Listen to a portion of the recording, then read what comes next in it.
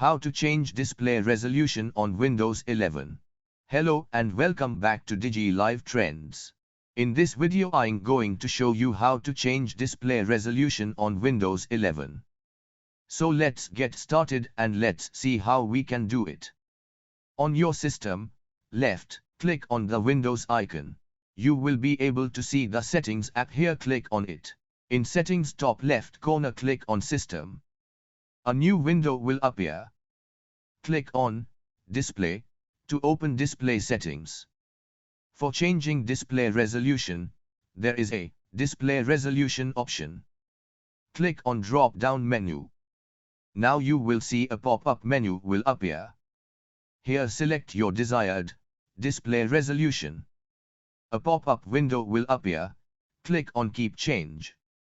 Then your display resolution will change.